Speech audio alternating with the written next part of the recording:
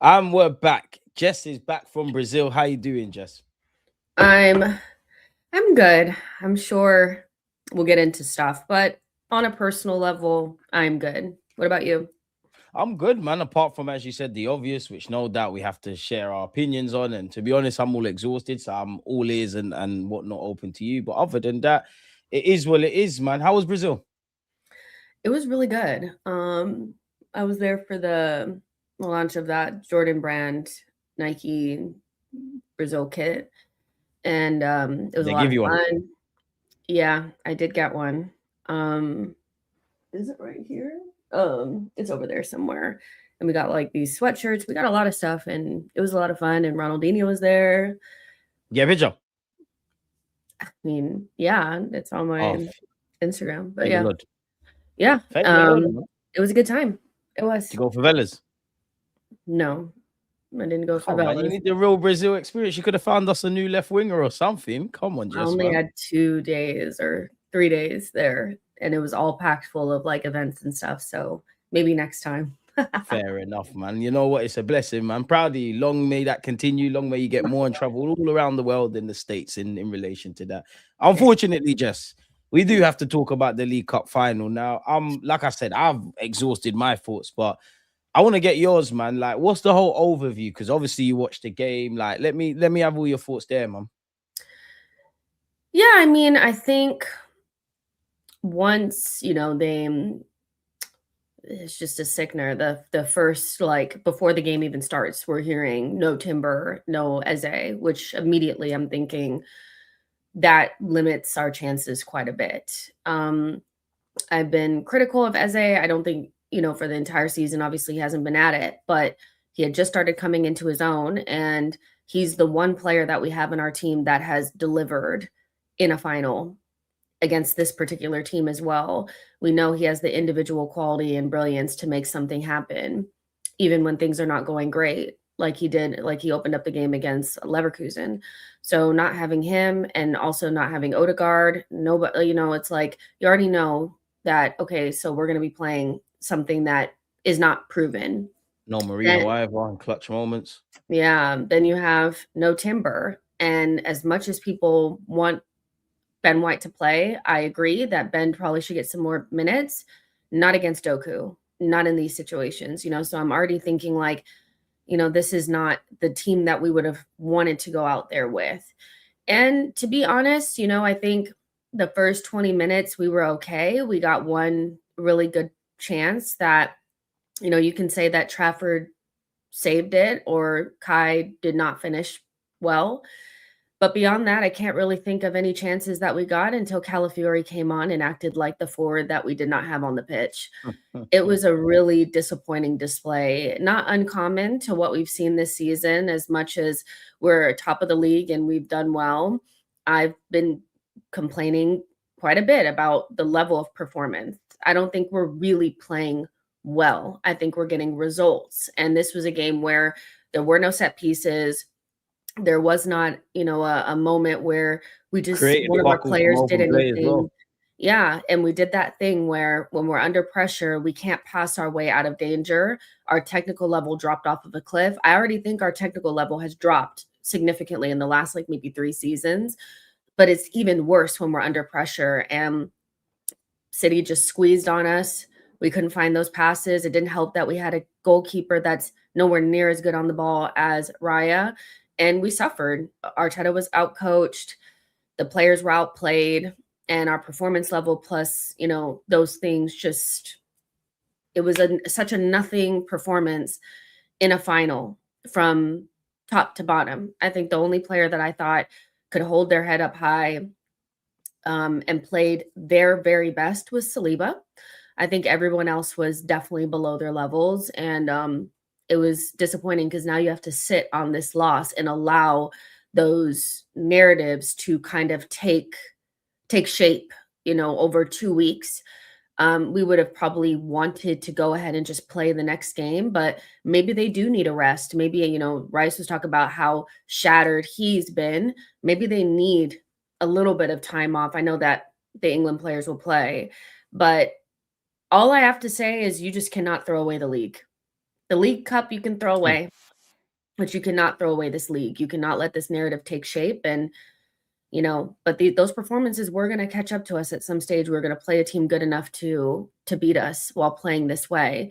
And it's just not the first time that we've seen that. I mean, do you agree with that? That like this was not a performance that we have not seen before from Arsenal this season. I feel like we have seen it before, where we just don't create anything, can't get out of our own half, let the pressure overtake us, concede, and cannot even attempt to try to score after.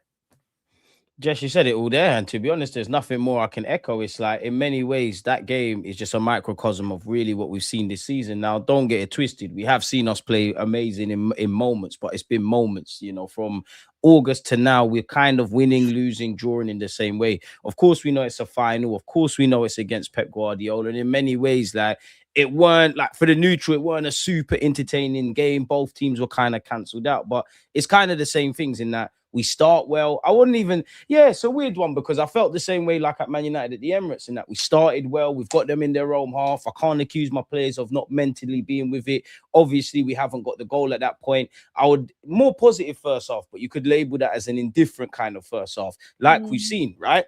Then you go into halftime. Don't know what's said between the manager and the players, but it all unraveled in the second half. Now, don't get it twisted. When you're playing City or playing any Premier League team, you have to be able to throw punches, but you also have to be able to absorb them. And I think Manchester City did that. I know they've got more winners in their squad, but considering, the season they've had and the week they had coming into it, and, maybe there was an air of complacency from us, but their players stood tall. Their manager worked to treat.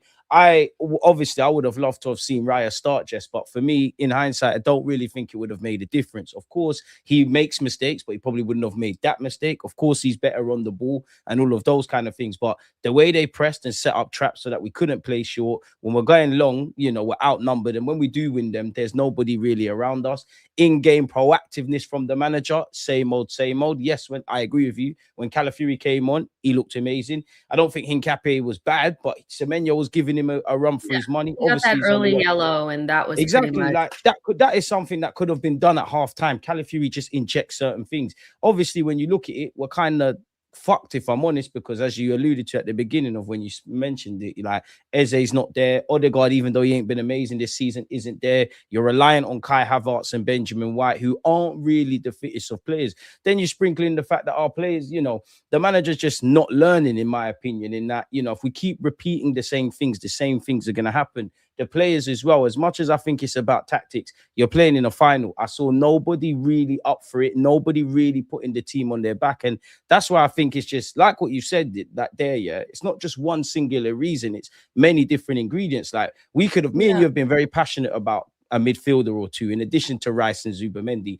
I think you could have had that Santi Cazorla regen. Raya could have been out there, but the way they're packing out the midfield, the way they're standing off Raya and just getting numbers, Arteta had no answers for it. Now, of course, long term, I hope he learns from it. I don't really subscribe to the rhetoric of we've got to use this as fuel and things, which I mean, you do. You have got to a final, which we haven't done in 6 years, but you've been feeling this kind of way. And I make you right. I don't think our defenders were dead, but if there's anyone, it's Saliba. I do think Rice and Zubi were crippled, but we're kind of it is what it is. And I don't know about you, Jess, but obviously football's decided at both ends, isn't it? Like, at some point, I can't get vexed at Kepa doing Kepa things, definitely at Wembley. I can't get vexed at Kai Havertz doing Kai Havertz things where, clear-cut chance on a knife edge. Of course, Saka's been shit this season and he arguably missed an opportunity. But you could count on one hand just how many chances we had. You mentioned Kai, I mentioned Saka. Calafiori had a shot that whistled wide. I'm sure he hit the bar.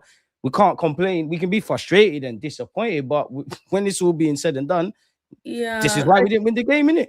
There's something about the way that Arsenal approach and clearly stage fright and perform in games where they cannot draw. I think having that safety net and always they thought there's a second leg. That mentality of if you can't win, don't lose is something that hurts us. I think they think that as long as the game is close and they haven't conceded, because that's even the way that Arteta manages games at times. I think he managed the City game pretty much like that. Well, as long as they don't score, we're okay. We can just absorb all of this pressure. I don't think if we had not conceded, I think he would have just left that group out there. I think the only reason why he started to panic was because he could see that, oh shit, they scored. Yeah, that's what happens You're when bringing you on Nelly in the 82nd minute. do We're what you do. accustomed to them late subs when you're kind of giving up. But if you've looked at the way that this team has played in games that, you know, it requires you to win them, you know, you have to forget about everything else and just play for that moment. This team, either physically and emotionally, or maybe both, cannot lock into a situation where it's like, oh shit, this is do or die. We have to win today. Get the job done. Yeah. So the mentality that you guys have in the league is not the mentality that you can have in cups. And even there's games in the league that we've needed to win and we rarely do. So that's a mentality thing. I don't know what it is, but going into a final and playing like there was another leg or you could draw 0-0 was wild to me. Because more like you can get ran over and lose your way and concede 2 goals quickly. That's how you die on your sword, man. Yeah, but when you have 20 minutes to go and that time just runs out and you don't even try to start playing until the 90th minute, I can't accept that. Like, I can't accept that this team cannot understand that there's nothing else to play for today and you need to score right now and you need to start acting like you want to score right now. You know, it goes from the manager to the players. It's that if you can't win, don't lose. But if you lose, you don't win you don't win the trophy. So what's going on? Like, kind of reminded me of going away to Bayern in the quarterfinals that one year where we went to the Allianz Arena and they played like there was another leg. They can't lock into that do or die mentality. And we haven't seen it since the 22-23 season. We haven't seen it. And even then, when it's crunch time, went left. Yeah, they can't win the game when they need to. And that's scary because every game from here on out is do or die. You know, they will have seen the weaknesses now. Everybody watched that game. Everybody's going to want to. 4-1 gave Arteta. It's going to give Arteta nightmares. There's so much, man. I think, you know, everything me and you have been crying for Mikel Arteta to do.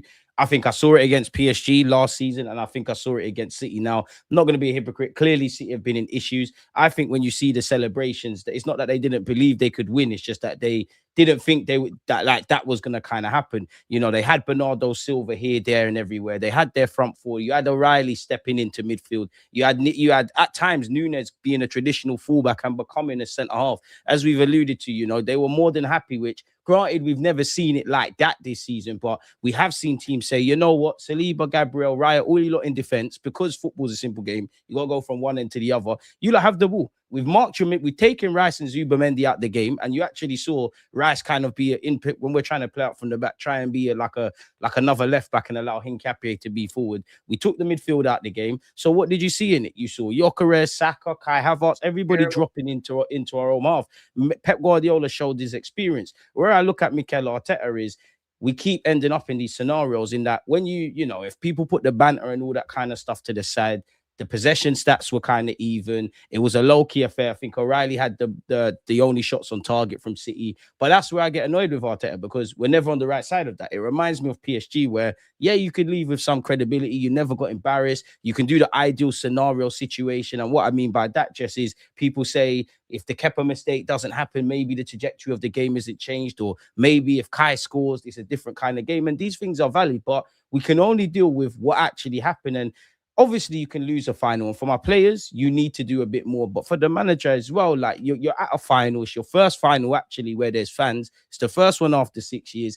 It's very disappointing. Now, I'm not going to sit here and act like the League Cup is the be-all and end-all. But I'm also not going to act like I'm not disappointed to win it because of the psychological factors. Because actually, for some fans, yeah, like last season, they were saying, you know, we're cool with just any bit of silverware. You would have had that. That might have given you a bit of trajectory. I do want to ask you, before we talk about what this could mean for the title race and whatnot, like, what did you make of Kepa starting in goal, because it's a weird one for me, because I would have started Raya. Raya's made mistakes, of course. And I think it's a weird one for me because Raya's made mistakes. I don't think he makes that mistake, which at the time were under the cosh. I do think our players' heads dropped, which isn't just on the keeper. I just feel it's our most important game. You've got to play your best keeper. But it's a weird one in that I don't think, obviously, moments decide the games, but I don't think Kepa was terrible. He made the mistake. That's the be and end all. Probably could have done better for the second. I would have went there with Raya. I didn't subscribe to this rhetoric of, and I understand the rhetoric with why he should start, but I didn't subscribe to the whole we owe Kepa stuff and this, that, and the other. The collectives comes first. But what did you make over Raya versus Kepa? What camp was you in before the game? And do you think it would have made a difference or, yeah? I didn't think he should have started against Chelsea. I was vocal about that then. Yeah, I wanted Raya as well. Yeah, I was like, why is he starting him? I don't get it. This is a game that matters. It's his ex-team. And I thought he made the semifinal harder than it needed to be, because when we went away to Stamford Bridge, he could not collect the ball, and he's terrible at claiming crosses, which ended up being the issue against City. He couldn't claim like a simple ball. He hits it with his fingertips. He's just not that guy, So we ended up going back to the Emirates and we won, but that tie should have been over. Him being involved means that the games are even tighter than they would have been anyway. And so I never thought this whole like we need to, honorable, respect, care, and hugs and kisses and shit. I've never been on that, because I'm for little kids. Yeah, because what would have been nicer for Kepa would have been to play and lose, or play and not play and win it. Like, I'm sorry. Like, I don't get it. I think that he earned it, because I'm like, yeah, well, at the first, step, he dropped Ethan, because Ethan was here and not he to played mention those early rounds. Miles Lewis-Skelly, if we're going to do all that being fair to everyone's stuff. Yeah, but Kepa gets no, I'm not trying to hear all that. He shouldn't have played. We may have still like not won, but I personally feel like Raya at least makes it easier for us to play out of the back, and also claims those simple kind of crosses, and maybe we get to penalties. Raya's mistake would have been probably, playing an underhit pass like the North London Derby a couple of years ago. I don't think he makes that happen. Yeah, which I have to get at the manager, because what do we sit here and say? Well, some people said, Jess, you know what? When everyone's fit, our second choice team could challenge for top 4. There's no favorites. Everybody's of an equal footing. I don't think, out of all the decisions that I think might keep Mikel Arteta up at night after that final, I don't think the Kepa one will be one. He made his bed, he's got to lie in it. I don't like with you, Jess, I'm not subscribing to all of this, like we owe him anything. And I'm not even trying to make this just about Kepa, but we owe him anything. He's going to feel upset. Mikel Arteta's promised him this and that, bearing in mind we don't know that. For me, it just doesn't make sense, man. What did you make of the left-hand side as well, man? I mean, our left-hand side has not been good for years. So I'm not going to sit here and pretend like I think that another combination would have been so amazing. I think right now we're at the point where the only thing, if we can get anything going off of the left-hand side, it will be because Calafiori's there. And that's not even to shade Hincapié. I think Hincapié has been great. But Arteta has let the left-hand side basically die since Zinchenko and Xhaka. It hasn't worked out. And then now that Saka is doing what he's doing and looking the way that he's looking, you have, a dead left-hand side and a right-hand side that can't do anything either. Like, and a midfield that's knackered. Yeah, I can't really focus that plays on in Odegaard's role isn't fit. Yeah, it's like you're just hoping that whoever starts at left wing can look like a decent player. And that's not to shade either one of Martinelli or Trossard, but we should have addressed that position. Nani is not good over there. So them trying to lie to us and say that Nani was coming in to play that position in the right, that's not it. We're still doing Trossard and Martinelli. It is what it is.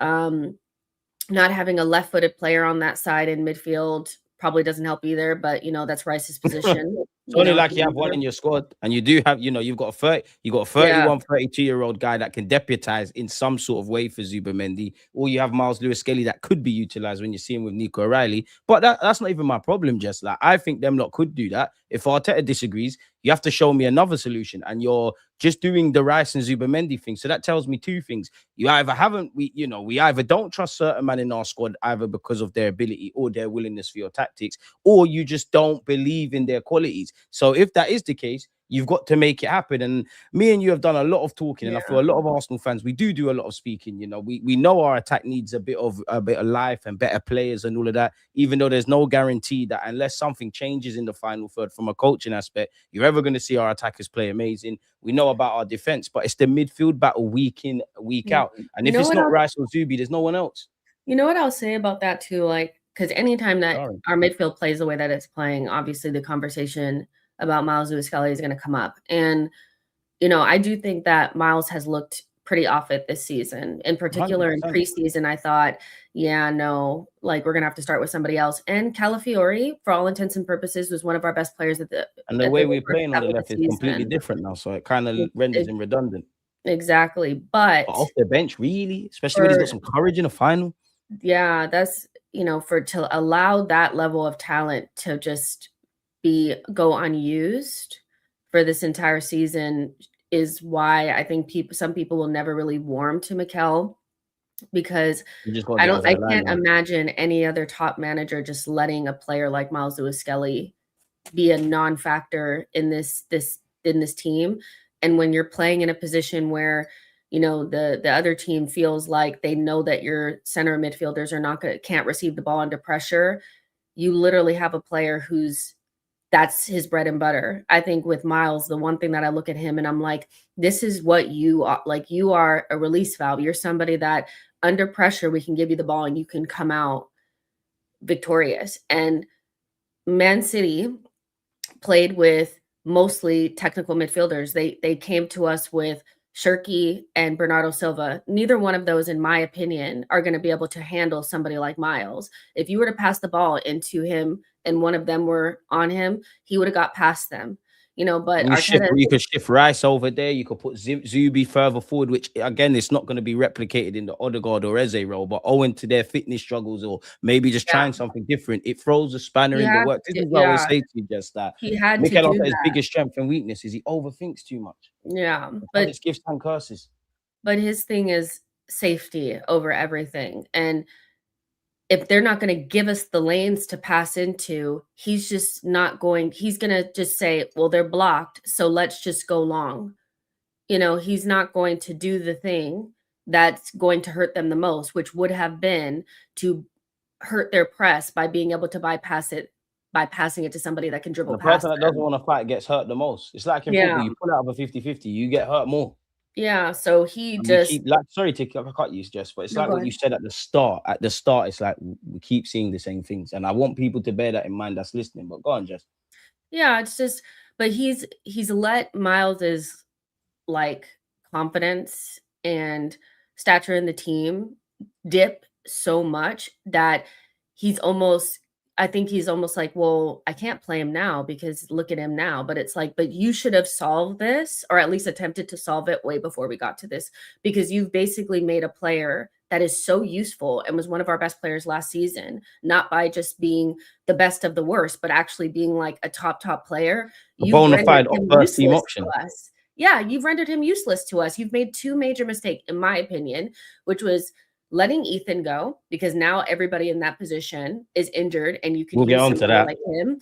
And now you also don't have Miles Lewis-Kelly, so what are you going to do now? But he wouldn't play them anyway, because in his mind, it's too big of a risk to play players that like them, because they take risks, they get on the ball.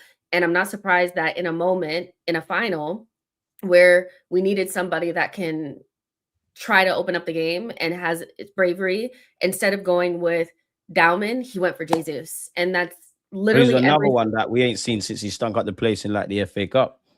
Yeah, love. I think Arteta, he does a lot of good things, but one thing that he is always, for me, that's always going to be in the back of my mind, is he just does not like players that take risks. And that's why we lose most finals, semifinals. And not taking a risk is a risk. And this is what's annoying, Jess, in that like you said, I like a lot of what you do, Arteta. You know, what you've done's got us to this point. I want to pick my words wisely, but you've made us competitive again. You've made us competitive. You've done a lot of good coaching. You've shown that we can compete against some of the best in Europe and not get embarrassed. And we are a good outfit in a difficult unit, and we do have many different ways and shapes to play. 90% we're there, but it would be fair to say, as I keep saying, if we want to get to a scenario we've never been, which is ultimately getting over the line during the Emirates era, then we all have to be something that we've never been. Arteta, I haven't seen anything new of significance on a prolonged basis this season. And I'll extend that to the players. And Arteta, you're a good coach, but are you a winner? Yes, I could do the poetic thing. A winner is someone that gets up every day, that fights. Obviously, he's won 3 trophies in this country, 2 English Super Cups. But in terms of majors, this is why I think we have an ability to shoot ourselves in the head, essentially. And it's jarring, man, because we're going to keep having this conversation. You know what they say in life, just like old habits die hard. And as much as it was a final, you've seen several times in terms of I mentioned the United game in terms of starting well and then messing about.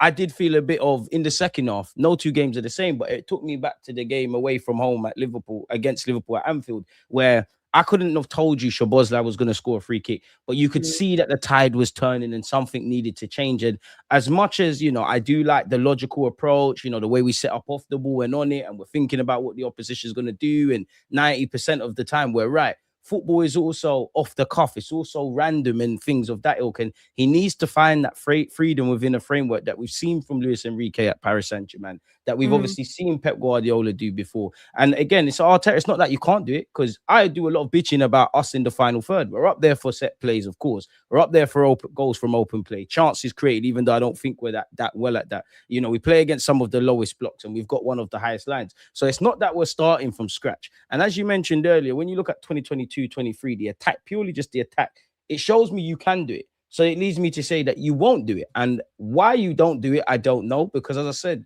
it's taking us to this point, but you need to try something else.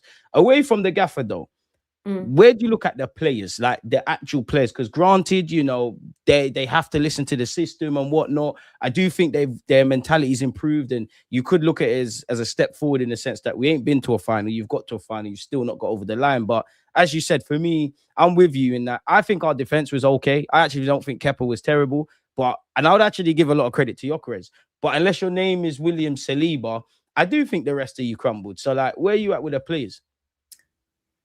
I mean, and obviously the Saka as well. Like, I don't know what he's on. He was probably the main one. And I was like, I'm not going to say anything on any social media platform because it's just not the place. But that wasn't about he can't run, he can't do this. He genuinely allowed, what's his name? O'Reilly, just run straight past him and had that ball in the back of the net. Track your runners, basics. It's just, if that, I can't, that performance from him has become a nightmare to me. I cannot stop thinking about it because I'm like, what is your mind on right now? Like, what is your mind on? You are our poster boy, our man. We have to stop calling him a boy. Our guy. Like, I'm not even talking about the money. I'm talking about in terms of what you mean to the football club. We get to our first final and you drop one of the worst performances on the pitch. You don't have any endeavor. You can't get past your man. You're not shooting. You're not putting anybody on your back. And I just feel like Eze not being there put a big spotlight on him because I think Eze has been playing well. I think Saka has been poor the whole time, but we can find underlying metrics to kind of make it look like I think he's having a poor season. And without Eze, the spotlight was on him to be the guy. And he looked so funny under the lights. I get that he's gotten injured, but to put in that performance with the armband, and the thing is like in a cup final, we expect more from you because you're not an outsider. You're one of us, So I'm just expecting competency from you, Saka, and a number of them attackers. Like, take your man on, have some shots. It was borderline unprofessional, the performance that he put in. Like, it wasn't even decent. It was not as bad technically as the Leverkusen performance away, but it was fucking terrible. And you know, when your captain is doing that, you're more than your captain, your main player, your your main. What do you expect everyone else to do? You know, like you're supposed to set the standard. We would do that with anybody that has the armband. We do it with Odegaard. We do it with Gabriel when he has a, you know, so it was poor, but you know, I still, you know, I feel like our problems around the attack are bigger than Saka. I They're think, bigger than just one player. It's with a gaffer. yeah, I think this season basically proved, you know, something that, you know, I said before and I got crucified for, and I'll say it again because I feel like if Saka is your best attacker, your attack is not that good. Um, Ah, I think Saka is a top player, but he can't lead you. He can't lead you or put it on your back to win things. He can be your best out of a bad bunch, but he's not going to be the type that's going to pull you over the line because he we just hasn't. need You more know, different makers, man. yeah, I just think you need more because where Saka is like super well rounded and super intelligent and can play at a high level, he's not a KDB, Salah, like he's not those players. I think we're in the point now where we can say like he's probably not going to be that. So what you can't do is have a Jokeris and a Trossard next to And him. okay. Yeah, you can't have Extremely a limited Kai. players. And we don't play to their limitations. Like me and you have this conversation all Crazy. the time. We can see Jokeres ain't the most technically gifted player, but you've got a limited service reliant striker and you don't service him. Like you said with Saka, we know Saka's been getting doubled up against, isolated, isn't doing the business. Looks like there's some declining physically, probably second guessing himself and all of that. You've got Kai, who isn't everyone's cup of tea. I think is a good tool in the toolbox, but isn't actually, on top of everything we know about Kai, isn't fully fit. You know, him and Jokeres' relationship was building. We kind of went cold. And as you said at the beginning, whether it's Martinelli or Trossard, it's like different dog, same shit. All of Mm. these players have to pull their acts together. But then Arteta, you have to hold accountability because if the collective bunch is failing, then that is on you. And then on that, there is no guarantee that if you go and get a prime Ronaldinho or a prime Cristiano Ronaldo, Salah, Kevin De Bruyne, or whatever the hell Jess said, yeah, there's no guarantee. Like in the summer when everyone was gassed about Eze and Jokeres, which you were right to be, you don't just slap them on the pitch and it works. In the same way,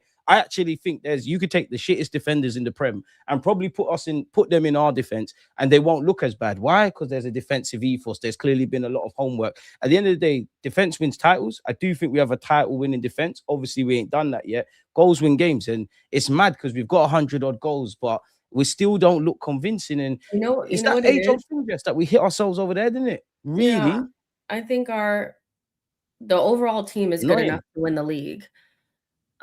Because you're not going to have to play Man City every week. But the more I think about the idea that we could win cups, it becomes more laughable because where defense wins you titles, I think attacks win you trophies like And you cups. got to be brave, especially when you You go have into to the be latter stage of brave the champs. and You need individual brilliance. they need to be able to create something out of absolutely nothing. I think the best teams that do well in cup competitions like Real Madrid, it's never about their patterns and they give up goals, It's the but moment. their attackers just have the moments. And I think that's where we're not going to win the Champions League or any other cup doing what we do now because we just don't have it. And I think, you know, like again, as soon as they said Eze wasn't going to be there, I thought we're so fucked because he's the only player that could literally just get the ball at the top of the box and make something It's a bit happen. of individual brilliance. I thought him, Yeah. Timber, and probably Odegaard on the Monday. I thought they'd be there, but like, I ain't Yeah. easier. It was bad, you know. So yeah, it's a tough one. It's not that I'm saying that I think Saka is a top player, but I think the best attackers are the ones that you can task with getting you over the line in tough moments and create things on their own and look really good even in the toughest of scenarios like finals and semifinals. And I don't really think he has that in his locker right now. Maybe it's the injuries, but you know, Are you worried about him? Just like like, yeah, are I you am. worried like about his physicalness? Yeah, Because he played a lot of games. Has he declined? Like, I am. where you at? Because it's like what Ryan's saying here. People need to understand that Saka is not the player we once thought he was. Is like where you at with that? I think um I am worried about Saka, but I think we all are. you know what it is? It's because it's almost like confirmation bias of what we were thinking Mm. 2 years ago. He's being overplayed. He's being overplayed. He's being overplayed. And the thing about Arteta and the club, I'll say the club in particular, is they put us into situations, and then because things unravel, then they're like, well, see, that's why Saka has to play all the time, because we don't have this. Well, why don't we have this? Stop, you get what I'm saying? Like, why don't we have this? 100%, because people They get amnesia, just like, Yeah. Arteta, like you said, because you've been bang on the money. You see, like on Sunday, yeah, people will sit there and it's like they develop amnesia and they're, oh my god, like they're like, oh my god, we need this and that. That's why this and that. Who built it? In the same way, I'm not even here to do the agenda thing, but in the same way I praise the good about the gaffer, it's not like you've just taken the job and rocked up here and you're kind of having to utilize things. And like, the wickedest thing is, I don't think any of these attackers in isolation are bad players. It's just when you group them all together, they're underperforming anyways. The gaffer's tactics in the attack or the handbrake isn't making them do what they need to do, kind of piggybacks into midfield. We don't really have different solutions. So we end up here. And I agree with you, Jess. I do think we're paying for our sins of overplaying Saka previously. But I do back him though, man. I do back him. You do get that from me, in that you're gonna have to hold licks for this year, but it is one poor year. But this is the issue with it. Like we knew this was coming, and it doesn't make it any more disappointing. Yeah, Like you said, with we the should have confirmation had bias. an Eze type player, or Madueke. We should have had these players 2 years ago, when it was already like, damn, these couple players, because people forget that it wasn't the 22-23 season. It was the 21-22 season in which Saka and Ben White and Odegaard had started playing all together. So it's like 4 years of them getting ripped and being the only players, like And the no players that solution to play that trio or those every relations. game, and I'm just like, every single game, and every year we got better. So then we're in European competition.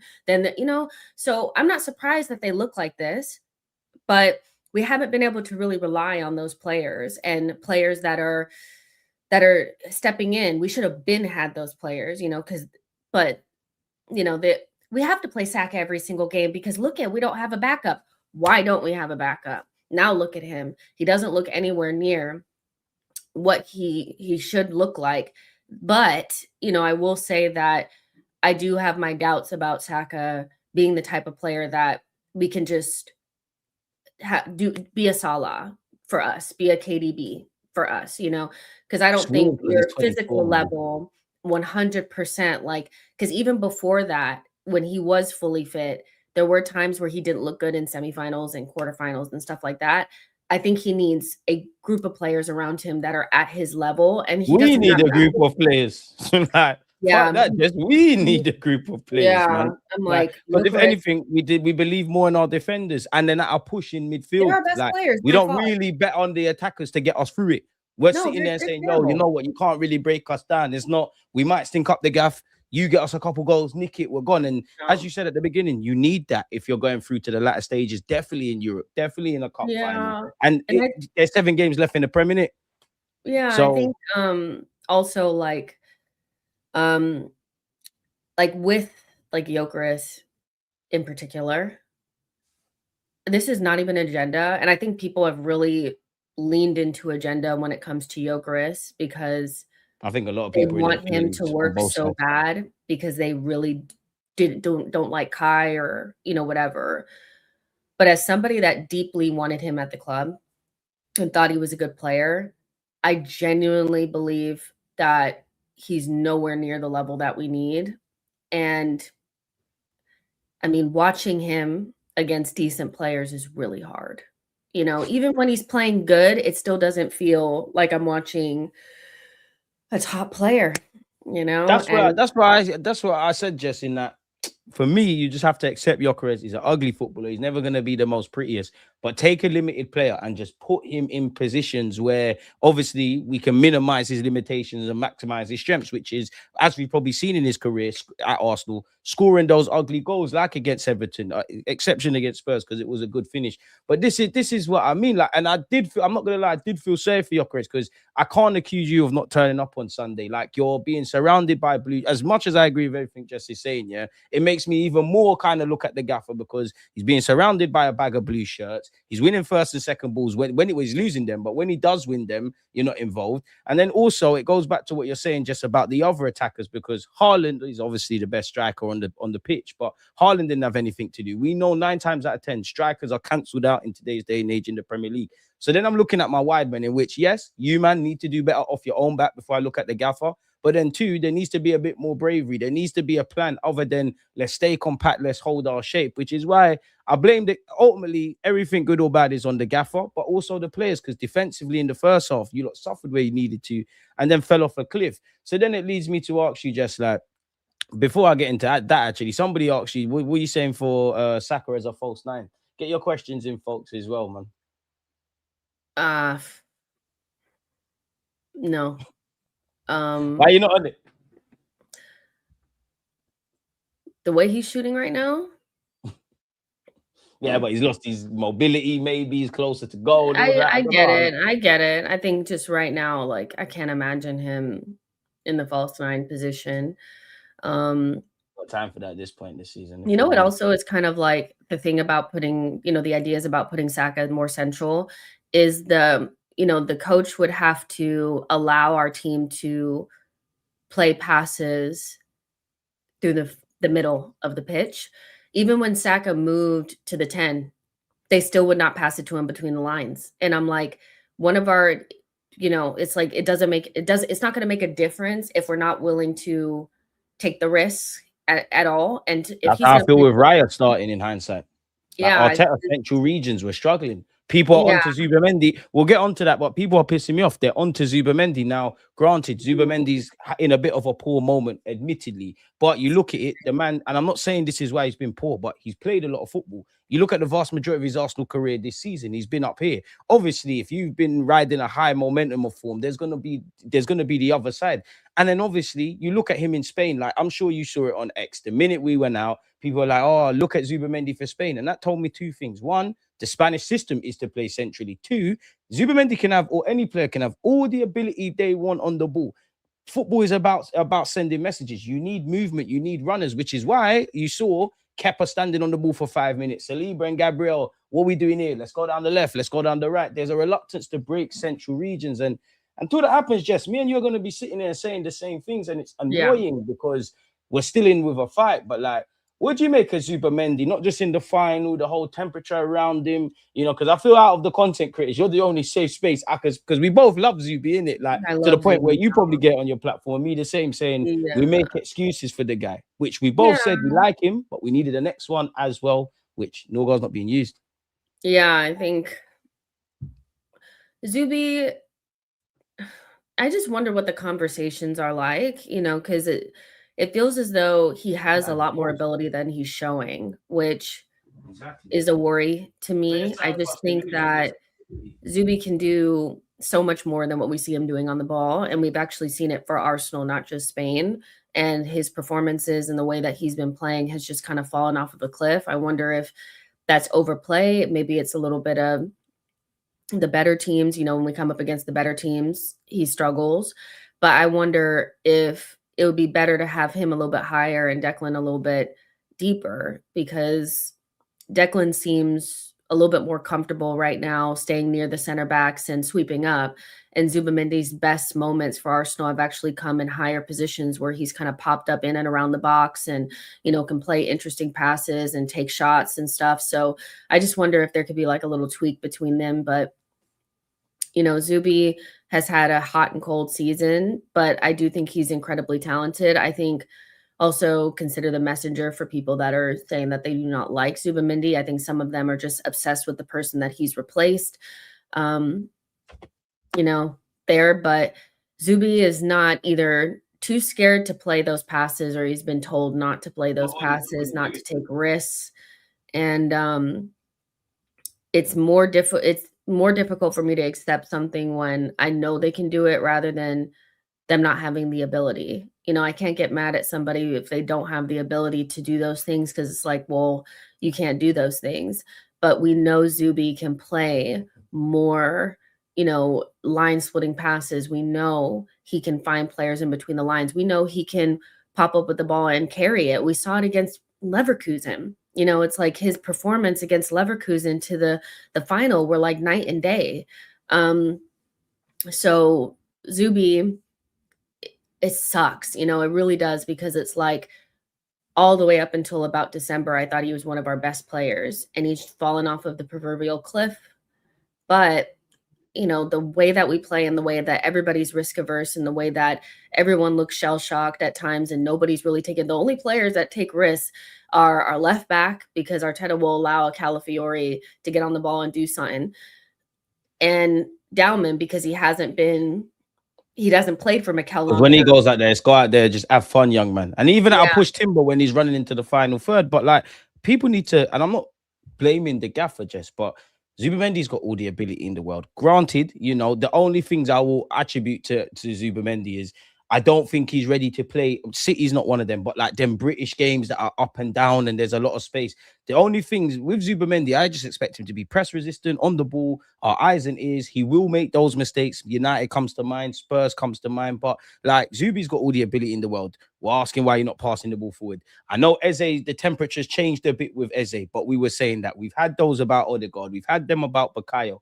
So it's got to be something deeper than just these players, in which on one hand they have to take and accept criticism, but again it's all on the gaffer in the same way with what we praise him about. Like, it's just annoying, Jess, man. I can't lie to you, Jess, as well. Yeah, Declan Rice, like, again, because I don't think it's fair to just mention Zubi. We went into the final. Obviously, Rice is captain, fantastic. I don't think anyone can attribute blame to Rice other than everybody was poor. But like, was you expecting to see a bit more from Declan in anything? I mean, yeah, I think I was expecting way more from everyone. I don't think anyone outside of Saliba played near their best. Everyone, like even Gabriel, I think wasn't as good as he usually is. Yeah. He was less bad than, you know, the when you go up, that's the performances get worse and worse. But You do you know, know why where that is, Jess, as well with Gabriel? The way you're setting up, they're clearly yeah. trying to force him, they're trying to drag him out to the left-hand side, which they accomplish, which is why you're right with Gabriel. But Gaffer, you fucked it Well, up. yeah, Mikel just froze. And you know what? I'll say this to, you know, and I've been saying this for a minute. Mikel, one of the things that give me the ick with him the most is the fact that he has such like a thing with City that will never overcome this City thing with him as our manager, because it feels like he has too much respect for them because his closeness to them. It really annoys me. We don't score against them. We don't. Like, and I know somebody be like, we beat them 5-1. They had to be so bad for us to just play against them and whoop them. Most games when we play against them, we don't score. If we do, we get one goal. You know, we don't play well against them at all, whether they're good or bad, whether they're in bad moments or whatever. Think about the game at the Emirates earlier on this season. They were as poor as they've ever been, and at least for this season, and they still came to our place and got a draw because we respect them too much. And I think it's because of Mikel. Could say that with Liverpool as well. Pep is in his fucking head. And it drives me nuts because it's like this. I get that City are a good team, so you're not going to always beat them or whatever, but it's too much respect. It's too much respect. And I The think defense has been a shambles. They never had their key players. yeah, Diaz and Guerhi weren't there. Like, it's a big disappointment not to ask real questions.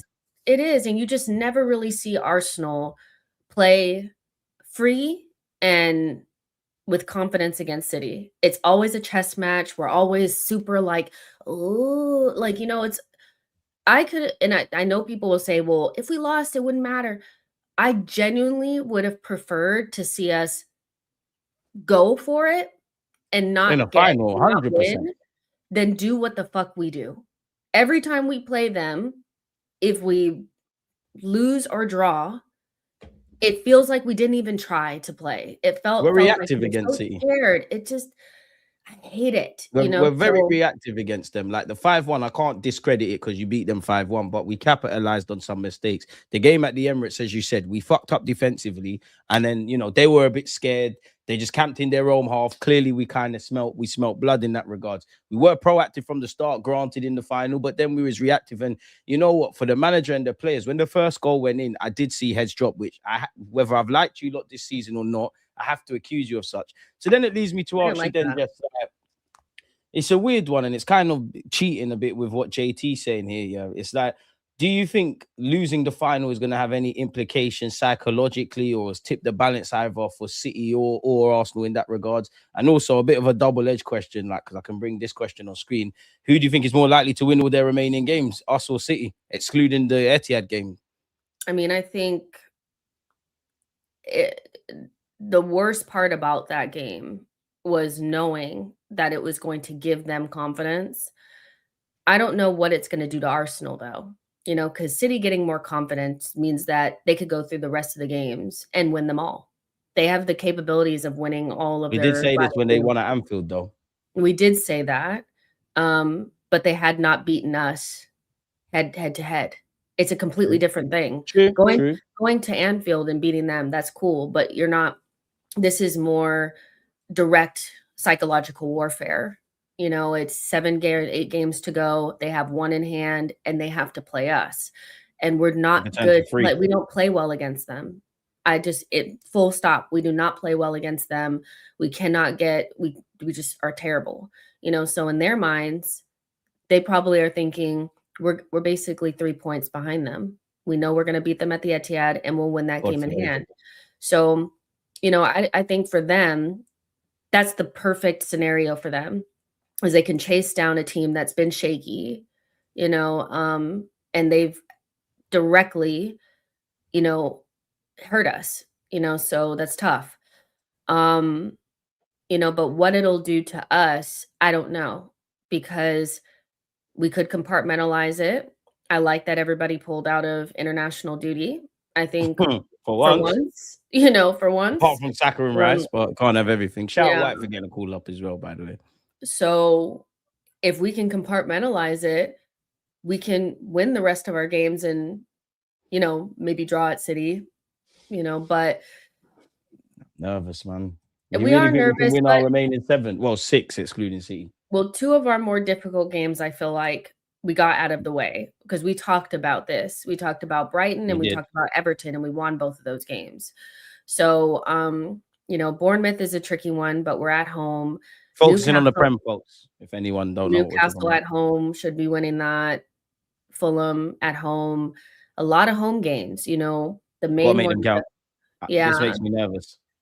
Yeah, of course This is the most important 2 days. 10 days. This makes me the most nervous. Yeah, of course. I'm actually not that nervous about this one. But when you look at those games, you should be seeing wins, especially like you playing against Crystal Palace and Fulham in particular. To me, they won't be playing for anything at that point because neither we hope so. West Ham fighting for their lives, of course. But West Ham and Burnley, but we should be winning these games. If we're looking at these games and we're super nervous, it's just because we know that this team can drop their level down to the ground if they want to. So it's they could either be looking at this like, look at this schedule. If we had not just lost that final, I think most people would look at that like a lot of people were thinking we had already won it. It's that final, and that's the mentality.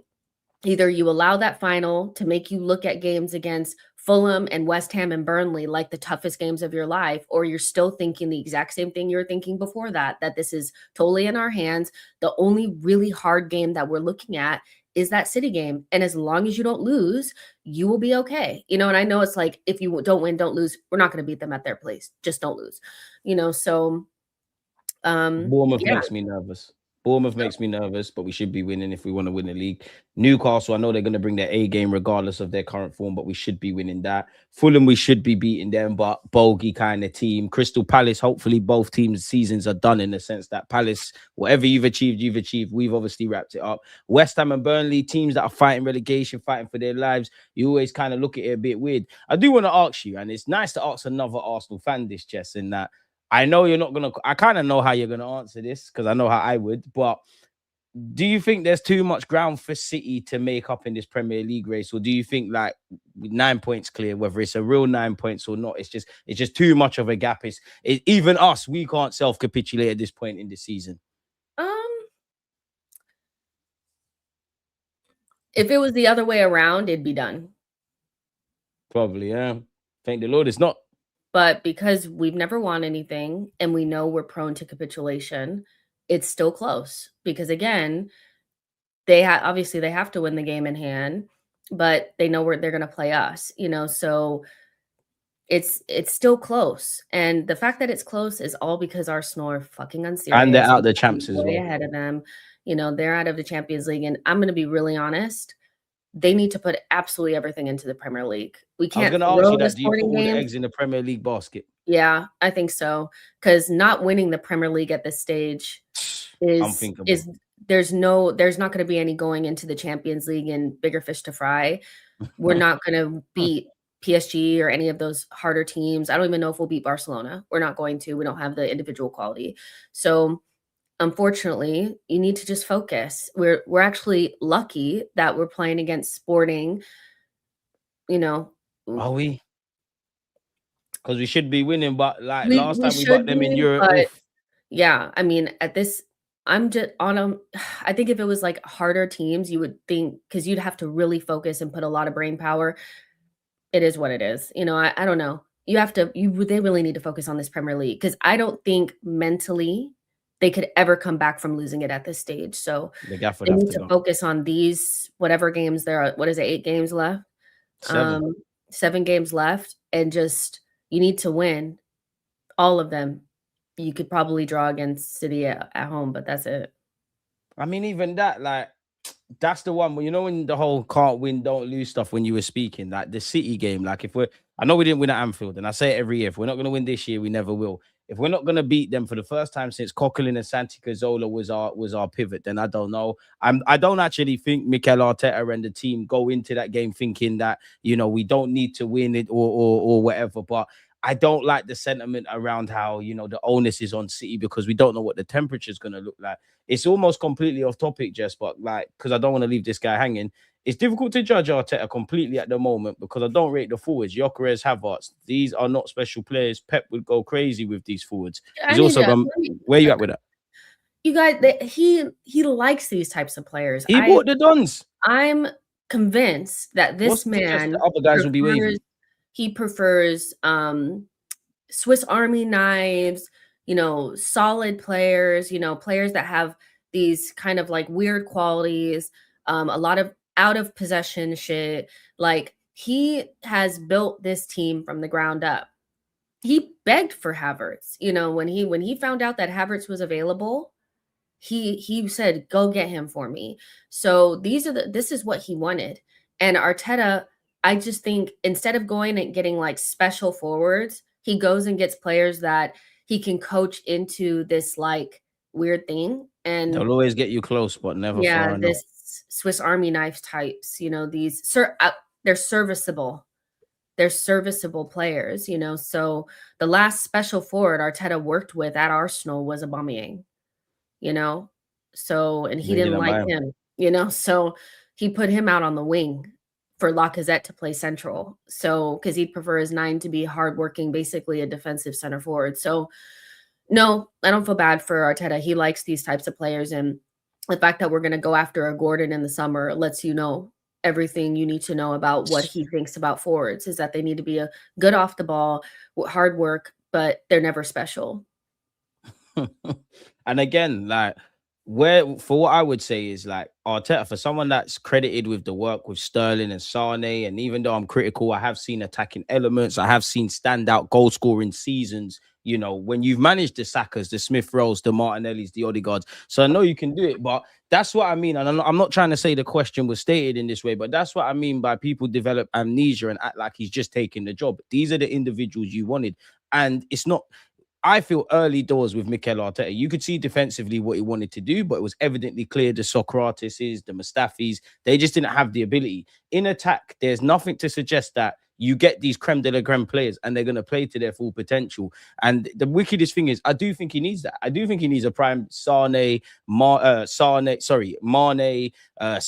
Haaland, just free robots. I do think he needs that because of what he wants to do, but that's not going to be forthcoming. There is an element of grooming players into that role and improving players. And this is what I mean by we keep talking about the same things. And to answer your question, Valera, about if he'll change his mind in terms of style of play, I don't know how Jess looks at it, but I don't know. I think every year some Arsenal fans in the first half of the season, they're not necessarily impressed with how we play in the final third. And then they sit here and say, we're saving ourselves for the second half of the year, which is obviously naive. And you could argue he, is kind of needs must at this moment in time. He might know that we need to make improvements, but now's not the right time. But you could also make the same rhetoric that if you do win the Prem, he might just double down on everything he's seeing. Like, whatever I've done has worked. It's got me second X amount. It's got me over the line. Why do I need to change anything? But the gaffer does have to evolve. Where do you look at that, Jess, on terms of him changing his mind, in terms of his tactics and all that kind of stuff?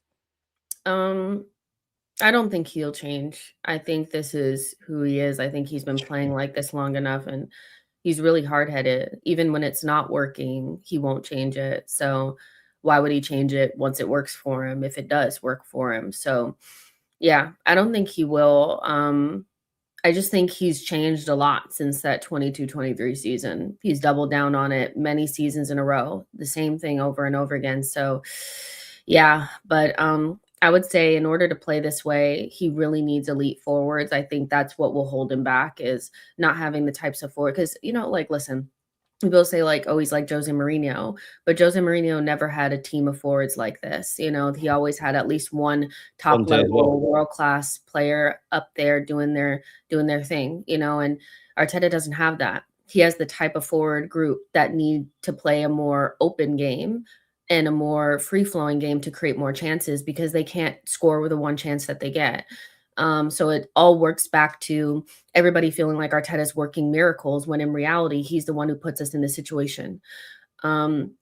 So yeah, going into the summer, which, I know a lot of people are talking about summer and transfers and all that kind of stuff, but the one thing that would help him a lot is if he had 3 elite level forwards that could just make life so much easier. And I don't know why Arsenal just won't fucking do it.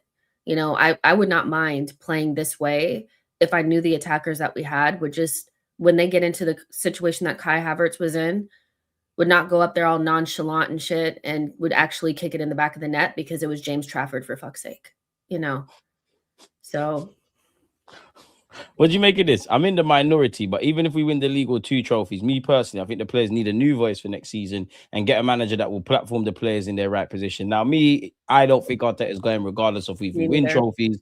I think he'll sign a new deal and all of that stuff if we do. But what do you say to that? Yeah, I think I agree with you. I don't think he'll go anywhere unless he wants to leave. But I feel like, and this depends on what kind of person you are. I know people, one of my really good friends does not feel like it's worth it to win this way. She would prefer, meaning like, it's not enough just to win. Like, I want to like what I'm watching. And a lot of people right feel now, that way. we need to get over the No, line. I get what you're saying, but a lot of Arsenal fans feel that way. I agree with that, but but that's the thing, is when your fan base is, when you're Arsenal and you're synonymous with a certain type of way of playing, and people have grown up watching that way, and that's why they started watching, this is fucking torture for them. It's torturous to me, and I don't even align with it. So I get it. I can see why some people would be like, because it's more of a relief. It's going to be more of a relief. I think for a lot of people, it's going to be like, thank God we won, because if we didn't, it would be, and I didn't enjoy watching us at all. But I don't think anybody is wrong for maybe potentially wanting to see good football and winning, because we know it's not mutually exclusive. Ideally, that's what we want. Yeah, but at this point, it's like, I don't know if it's not gonna change. Like, Arteta's not gonna change, and Arteta's not gonna, especially in 7 games. Yeah, but I kind of understand what people are saying. 100%. I don't align with it, but we do play, like, the way that we play is hard to watch, and if for some reason we do not win with it, It's gonna Nah, be if you it's don't gonna win be with tough. it, you've had 4 years of doing different stuff now. It ain't banged. Something's got to give. Do I enjoy the way Arsenal play? 100% I don't. But to be fair, and I do want us to, you want to play, you want to excite fans. I don't care about rivals. You can think we're entertaining or not entertaining. I'm talking purely Arsenal fans. You want to win, you want to excite, you want to be able to do the Wenger thing and the Jose thing. But there's Arsenal fans older than us that know how to win, have seen us win playing beautiful football, have also seen us win playing negative football. What I would say is, I think it's very naive if anybody thinks, 7 games to go, Arteta's flipping any kind of script. If anything, you were reliant or hoping that, obviously prior to his injury, Eze's purple patch maintains, Gyökeres's maintains. Since the turn of 2026, Trossard's been dead, but his kind of purple patch at the first half of the season, we're not going to kind of see that. I think we need to win. We have to win. We have to win. And Yeah, that's why I would understand if we we just do. focus on the Prem. Yeah, we do need to. And just to add a little bit more to that is I understand George Graham, but what you guys are not understanding is that there is a big section of this fan base that never watched George Graham. They barely even saw the Invincible. So they don't know. They've never seen it, so There's and bad we things they also ain't seen. know. For a minute, they didn't see Spurs finish ahead of us. They're gonna have to hold that and get Yeah. on with it, man. We So need I this shit. I get that, Fuck but 'em. here's the thing is we're talking about as if we've won it already, and I'm And just that's the saying main thing. that it's like, fuck the way that we're playing because, we never won playing that way. One, Nah, playing good football and winning are not mutually exclusive. facts. We don't have to play this way. This is the way that we're playing. And you guys are talking as if we want it. If we don't, then this will look stupid. But I will never begrudge somebody looking at the game differently than me and wanting to actually enjoy watching us play while we win because we know you can do it. We don't do it that way. But yeah, Um, I'm with you with that because it just feels like 90% we're there, especially because our whole defensive ethos is improved from the striker to the goalie to the shape to all of that kind of stuff. Not to mention the personnel, like we know about Saliba and Gabriel and Timber and whatnot. You've got Rice, you've got Zubamendi who does screen. For me, and for what I think I know of football, which is nowhere near the gaffers, that would make me double down a little bit on putting the handbrake down, or let me get away from saying handbrake, just seeing a bit yeah, more in the kind of final third. It's obviously not there. So, bro, like you said, Jess, like the main thing is you get over the line. If you don't get over the line, you got to get over the line. I don't think he gets clipped, but it is what it is. Appreciate you for the super chat, Mr. Holiday. I've left you hanging. My biggest question is how much of the attacking problems are the players versus the manager? I would say 60-40 personally in the manager's On what favor. side? 60 the manager, 40 the players, if I'm completely honest, because I don't think none of you are I don't think there's enough focus when the situations are there on the individuals, on having them in goal scoring areas, on getting those combinations, in having variety in those combinations. Now, granted, I don't want to see Saka in the 10 all the time or Kai in that, but to have them kind of relationships, whether it's Kai and Gyökeres, whether it's Saka and Noni, whether it's, Eze and Odegaard, make up anything you lot want, or Norgard and something, various different tiers. I don't think we have different ways of playing. Just, went off on a great rant, not even a rant, like just said some home truths about central areas in the beginning of this live stream. So I do think it's the gaffer. It's on the gaffer in it because how many good players have we, prior to this year, we were saying, oh, you put the handbrake down in Saka, how good would he have looked? Zubamendi can, got all the ability in the world. We're asking, can you pass the ball forward? Granted, you've made Rice score some goals in that, but it does feel like square pegs in round holes to a degree. Yeah, I mean, I think Arteta, because we've scored all these goals, but a lot of them have come from defenders, midfielders, set pieces, whatever. But our attackers, I really struggle to think of games where I felt like they actually won those games for us, like genuinely with their play. And, it's very rare that, our attackers have good attacking games. I would say Eze probably is the only one that stands out where it's like he's had multiple top games just from himself.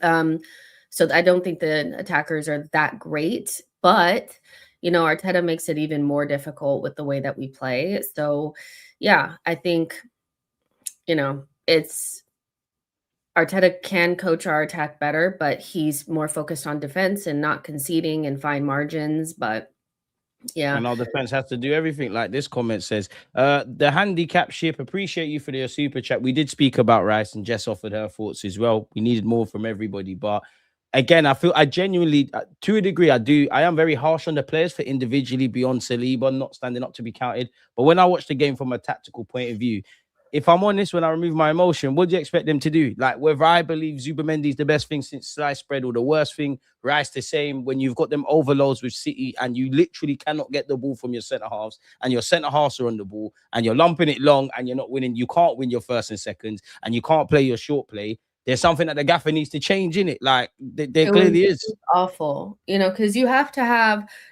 situations where you anticipate them stopping you from getting the players that are going to unlock things from you. So they're going to sit on top of Zuby and Declan. So you need to be able to either pass it into somebody that can evade pressure. That's not Declan Rice. That's not in his game.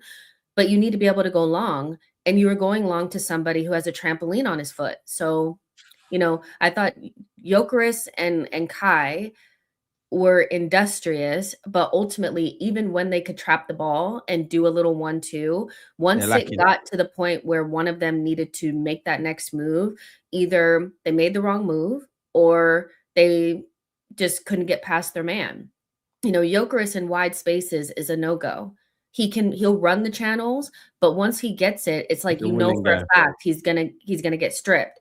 The whole game plan doesn't work. You know, that, and I hope that somebody is fit after these 2 weeks, because hopefully we can put to rest the idea that this two-man step would have been anything. You know, I was against it from the very beginning. I was like, that two-man step sounds like some of the worst shit I've ever, you know, who would be good at it is probably Marino, but we miss him. He's not there. Like, so we can't do it. Like Marino and Eze would eat that up because they're more technical. You know, they could, those two are two of our least technical players, and you want them to be trapping the ball and knocking it about to themselves. Neither one of them can run either. Neither one of them are fast. Let's be serious. In round holes. It was dark. And this is what I mean by a lot of the time we're our best friends and worst enemies, unfortunately. Yeah. So yeah, I think you know, it is what it is, but we have literally 7 games left in the Prem. They need to put everything into those. If we go out of the Champions League, I really don't care at this stage, because the idea, I don't, because they need to focus. They need to almost pretend like they have nothing else. They can't multitask. All the eggs have to go in the Premier League basket. It has to. Now, that's the one you've got to get over the line. Yeah, the sporting games, I get it. You know, like, you want to put your best foot forward, but unfortunately, like, I don't trust that they can do multiples at once. Not with City only not playing in the Champions League. I just don't think they have it. Some of them look like they could barely walk. You know, yeah, fatigue's an issue as well, and there's got to be something to look at, because bodies have been dropping like flies. One thing, and we'll get onto it as we close up, but on the best of days, nobody's nailed down that Odegaard role. Like, granted, turn of the year, Eze's doing his thing. It's been a while. Like, we've had a lot to say about Eze's first year in an Arsenal shirt. Odegaard's season's been stop-start. Kai and Saka have been there. Wanyeri's been shipped out on loan, but now it's kind of become a thing of like, you've got Kai who isn't fully fit. All the eggs are going to go with fans in the Odegaard basket because a man isn't fit. And I get it. He's the captain on his day. He's a quality player, but you're expecting him to play a shitload amount of minutes and work his way back in, because that is another thing. Guys come back, they're here for a couple of weeks, and then they're gone again. But by hook or by crook, we need to get over the line, man. I ain't got time for this. You know what else too? Like, if Arteta had not iced out certain players, he might be able to trust them against Sporting, but he'll have to play his best 11 and potentially risk them, because he has done what he always does, which he makes some players like a non-factor because he doesn't play them and doesn't trust them. Like, it would be nice if you could go into that game against Sporting. They'll be missing their best player and one of their best midfielders through suspension. It would be nice if you could play Miles Lewis-Skelly in that game. It'd be nice if you play Norgard in that game, but you can't because they haven't played. So you'll end up playing Rice and Zuby. And so it's just, he does it even when he has a big squad. He does the same thing. He plays players until they break, and then he has to play these players, and then they're like, damn, I've been iced out this whole time. What do you expect me to do? you know, And so it must kind of fuck with their, like, granted, on one hand, I yeah. don't really care because whether you've played 1 minute or you've played all 10 games in a row or whatever, you got to do the job. But you are gonna second guess yourself. You aren't gonna be fully fit. There is gonna be a degree of rustiness. Now, if life like football was fair, we'd all have a lot less. You already know my thoughts, Jess. I'm not on rotation for rotation's sake and people playing for the sake of it. But when you do get to the December period, and now, definitely now and beyond, this is where you have to be a bit cute and clever and throw different positive spanners in the work. LCG, yeah, to answer your question, not really no one. Football in the Premier League isn't really that enjoyable, but that's the whole thing me and Jess are talking about. We're given the tax that of the realm that we're in football, but we have seen on occasion, like a keyword occasion, when we was chasing the game against City, probably Newcastle away, all the games in the champs, that there is an ability to play without a handbrake off, without the handbrake up, people. Well, But it's here's too few and beyond. I think here's the thing. It's like, well, who plays good football in the There's Prem? nobody that It's probably plays nobody. good football. Yeah, It's shit. nobody The plays balls that are played champagne football. statistically at its lowest. But that doesn't mean we have to play the way that we play. You know, it's we play as such in like a weird style that it's not about I want to see champagne football, but the way that we play attacking wise isn't even effective. It's not even like it's effective. You know what I mean? Like we're getting it. It's like it's not pretty, but the players are getting a lot of chances. You know, we're opening up teams often. You know, I think people get, oh, you want to play champagne football. No, I want the attack to be effective. Let's start there. You know, that's all I'm asking Or for. as And efficient as it often, could be. yeah, Because we need one effectiveness. chance and we have to assume that one chance goes in. That's not how football works. Exactly. If we got into wide spaces and put in good crosses and met the ball and kicked it in the back of the net, that would be effective. That's not champagne football, but it's effective. We don't even do that. You know, the way that we play, the way that we attack, it's dog shit. And it's not because it's just it's industrious, it's good. It avoids attack altogether. Our attackers don't play the ball to each other. They don't take on their man. They don't get past their man. They don't put in good crosses. They don't connect with each other. They don't do any of that. You know, so I'm not asking for vintage Arsenal or Pep's Barcelona. They're just I'm more gears to asking go up. for efficiency, you know, or a way of playing where our attackers get more than one chance a game, or a game that we don't have to rely upon a set piece. Because when our set pieces are bad, which they were against Man City, we knew we weren't scoring because they don't know how to attack. They don't know how to do simple attacking, you know, somebody What they do, overlaps it's just with to us, the it don't. overlapper. That's the case, Jess. Because they're doing Yeah, what the gaffer's telling them to do, so they sure. must know how to attack. And we're just armchair experts. So, and this is my problem. Like, if you don't know what you're doing, that's great. But my job is just to be a decent human being in this life and just like what I see on the weekend. And when it don't, it feels like too many variables have to go in our favor for us to get the results we want. And unfortunately, that's just not how football works. Of course, we've reacted to setbacks and all of that jazz, but it's terrible stuff, man. Holiday, appreciate you. Odegaard point, people want him out, but we literally cannot hold on to the ball in many games when he's not there. We are not a better team without him. This is why you almost need a squad. And even though Odegaard struggled this year, one point I have pushed back on a lot.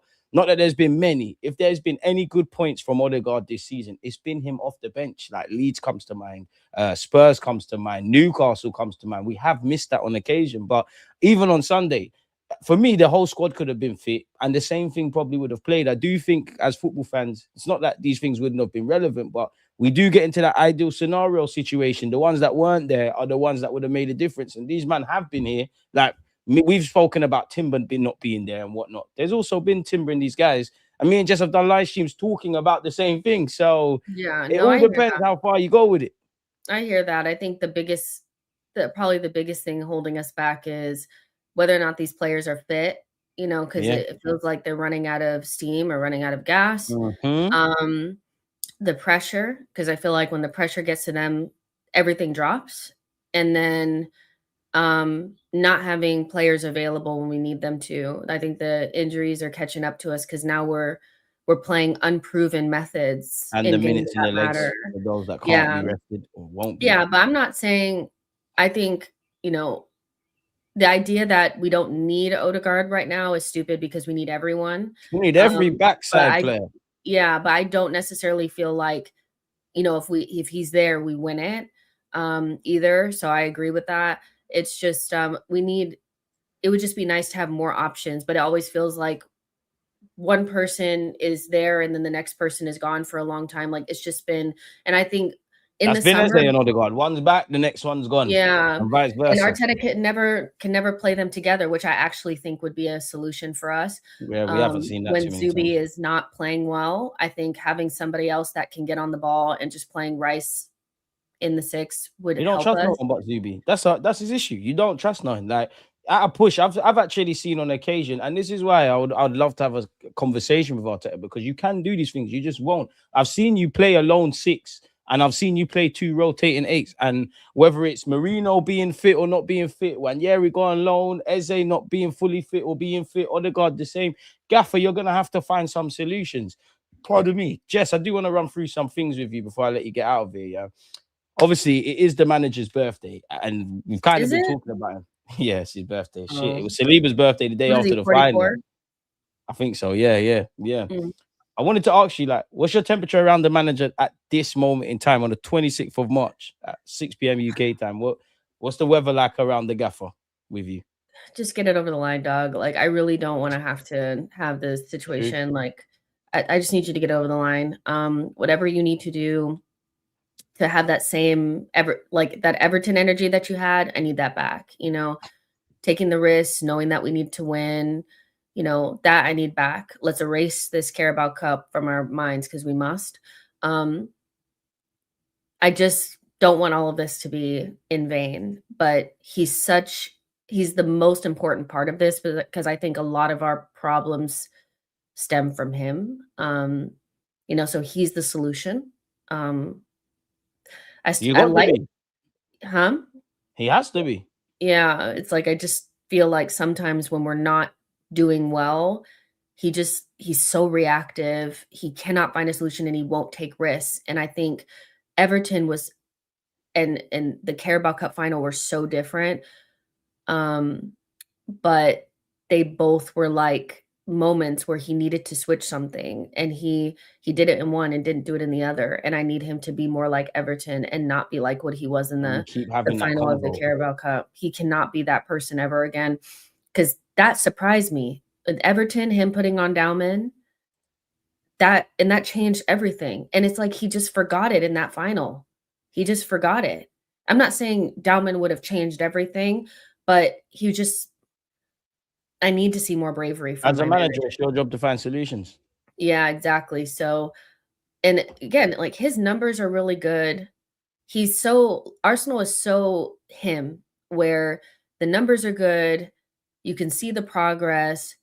You know, the underlying metrics are great, but the eye test doesn't lie. Everyone can see And you're a good coach. You need to become a winning one. yeah, the eye test doesn't lie. Are Arsenal a good team? Yes. Are Arsenal a great team? I don't know. We'll find No, out in 7 because we haven't games. got silverware. There's Yeah, nothing that exactly. these players have not gone down in history, and of course the players have got to take a lot of the blame. But Arteta, you've shown you can compete in Europe. You know, we get a lot of praise from Europe. Away from the banter, people can see we've got a good defense. We've tactically, there's a lot to like about us. I don't really subscribe to it, but we see all the statistics: more goals than this team, and then this team in previous Arsenal history, more points than the Invincibles, which is all great. But it's about getting over the line, because a lot of people want to have in this football club, want to have their cake and eat it. If you think Arteta is one of the best managers in the league and in the world, I'm not saying he is. He's at the top, but he is one of those. If you really believe we've got the best collective defensive unit and some of the individuals, if despite the fact that we're bitching about goals, we're up there and we've got second numerous times, it's fair to ask, can we get over the line? And at some point, the buck is going to have to stop with the gaffer.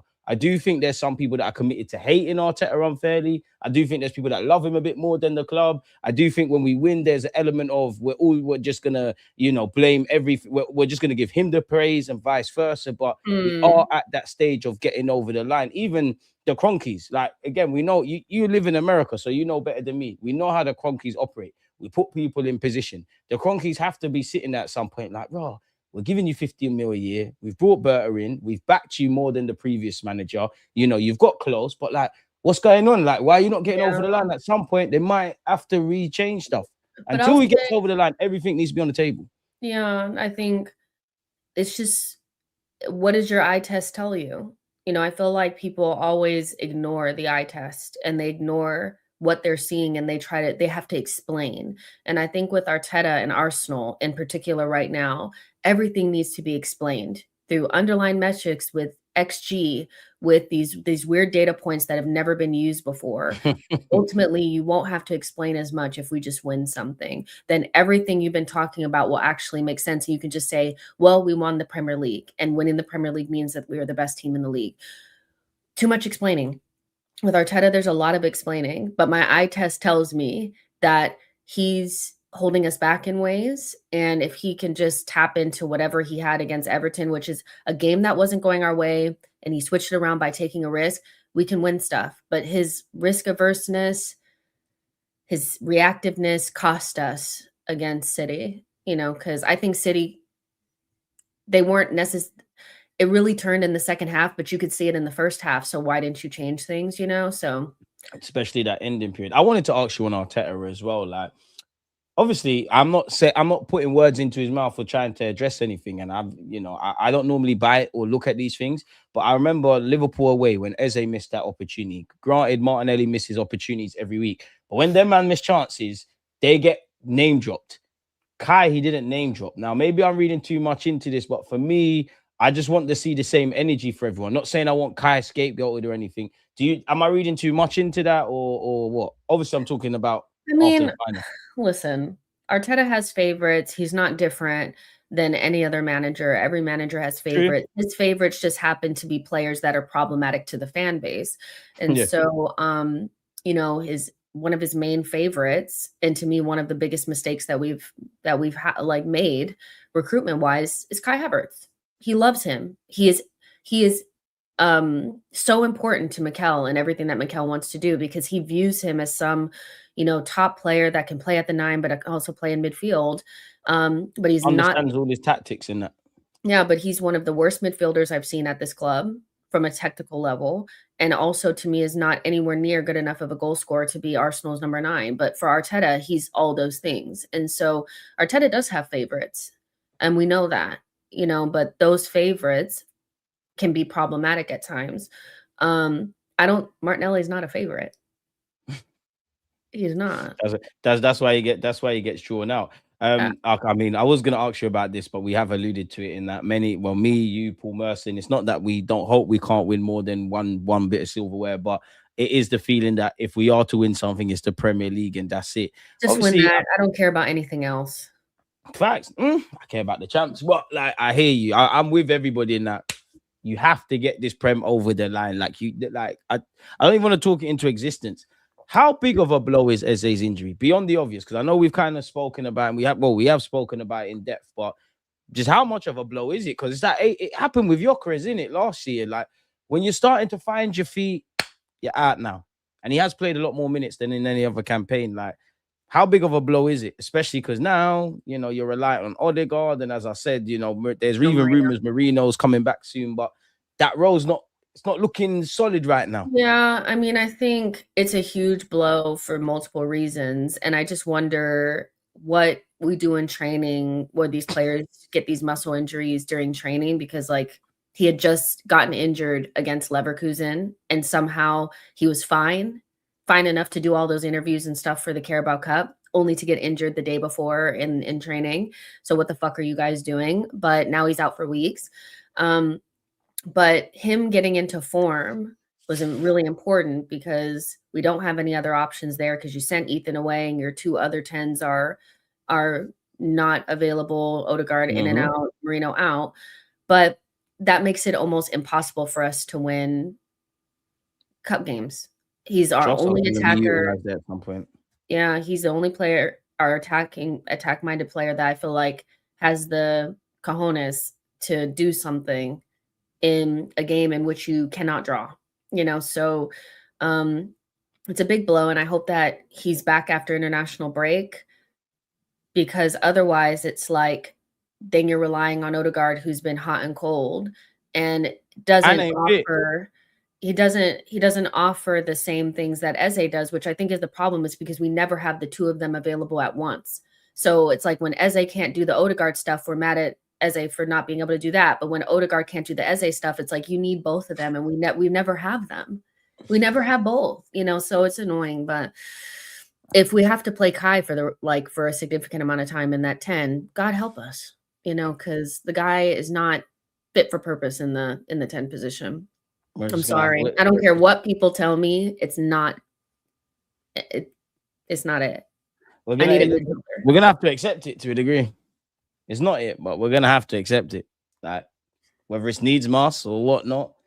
I just find it baffling. What I want to happen, which would be this would be so unproblematic. Like if Eze isn't really fully fit, and mainly just to ease Odegaard back in, could you not necessarily mimic the roles, but like Zubi plays further forward, Rice moves to the right, or you could just bring in Norgard, but Rice moves to the right. You've got Lewis Skelly, especially if you're playing Hincapie, who's a bit more switched on. These are the internal solutions and whatnot that I need to see, if I'm honest. I did want to ask you as well, man. Kvaratskhelia, Alvarez are links are going through. Do you have any faith in it? Or is it like we lost the cup final and it's just come out now? It's giving lost a cup final. Let's make it seem like, but I'll say this for sure, is going into this summer, if the players that were buying an attack are not at the level of like a Kvaratskhelia or on that type of profile or an Alvarez, don't get them. Because we don't need more Martinellis and Trossards and Gyökeres. That attack needs upgrading, and we know that just having more bodies doesn't mean anything. We have more than enough attackers, but we still don't think that you bought Madueke. He hasn't upgraded the attack. He's filled in. He's not upgraded it. Filled in. Yeah, he's filled in. Gyökeres, I feel like he's pretty much filled in as well because he's, we need upgrades. That's how you're going to win Champions Leagues and stuff like that, is you need players that can just scare the living daylights out of a defense. And cup finals. Exactly. So, yeah, but do I believe Kvaratskhelia? Not really, and I don't know who else on the planet has that, but I think that's what Berta needs to target. I don't think we need another player that's just going to add to the frustrations. And if you're going to bring in, and this is where we need our scouts. You've got to find that Mo Salah when he's at Basel or when he's still labelled a Liverpool reject. You've got to find that Mane. Like they've got to be somewhere. Easier said than done. You've got two options. You either pay the going rate for these guys, or you go and do other things. And we're being briefed. I don't think we've got any financial issues. I just think the club have known for a while that we probably need to freshen things up. We probably need to get some of these bigger wage earners off the wage bill. Some people won't be moved on, but people just think Kai Havertz, Gabriel Jesus, these kind of Trossard / Martinelli, these ones will be moved. If you're not going to go and get the A-list or the A-listers or them kind of targets, as Jess is alluding to, for me, then you just got to go Brazil and find these wonder kids. What I don't want, and I think Noni's been okay relative to expectations, is just okay. Heavy on the okay, innit? When it's all said and done, he's been okay. But that's what I don't want. I don't want no more players, people, that start when they sign for us. And I'm either on Jess's platform or she's here, or you lot are talking in the pub or you're in the chat. My alarm bells and my ears always go up when we start sentences like this. If Arteta, I don't want to hear that. If Arteta can, I don't want to hear that. Is he a baller on the pitch? Simple. Period. That's how I definitely feel. There's no point in bringing in more players that are basically the exact same as what we already have. So that's the thing. But also, Arteta can make the best attacker look shit, I think, so he needs to also fix up, because attacking wise, Lord Jesus. Gaffy got a lot to do, man. But yeah, let's see. Arteta cooked Eze on day one. I don't know if he cooked him on day one. What does that mean? When I think he's referring to the Anfield. Okay, yeah, no, I hear that. Martinelli doesn't get protection. Arteta, I don't think he dislikes Martinelli. He values him, but he's definitely not a favorite. So facts. What else have we got? We gone over Alvarez, Ben White. What do you make of Ben White potentially going to Everton, bringing in Livramento? And we've actually been linked with Jimenez of Bournemouth as well, just. So there's clearly a right back on the agenda. Well, unfortunately, that would mean, Ben is gone. Another one on decent wages, which that we ran into the ground. But, I think the fullback horrible, man. situation at Arsenal is whatever. I think I'm not interested in hearing what right back we get. We already have the best defense. And to be honest, like if we're looking at fullbacks to be the difference maker in attack, then that's why we are where we are. They should be a buffer. They should be a starter, not the mains.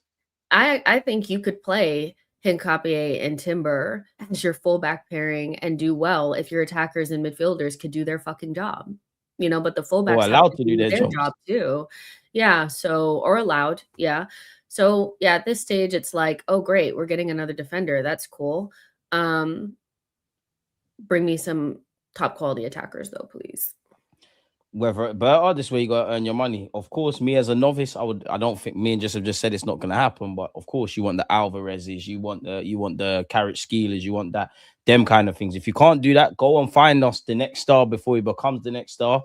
Please don't bargain hunt anymore. And as you said at the start, actually, the links to Anthony Gordon are not going away. Whether we're able to prize him from Newcastle is neither here nor there. But it seems like there's them that we kind of know who the club are gonna kind of go for, but at the same time, Jess, it's almost irrelevant me and you talking about any sort of transfer dealings because we have to deal with what is actually at the club in what's left of this season. So they're going to have to make things happen, man.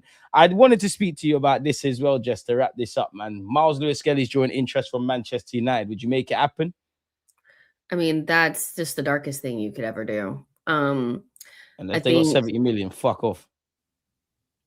No, I think you have to. Right. I think you have to have standards at some stage. You have to have standards and you have to loan him have morals, and I think a player, if Arteta doesn't rate Miles Lewis-Skelly, that's a problem to me. He needs to learn to integrate kids a bit. He'll go to any other team and absolutely annihilate.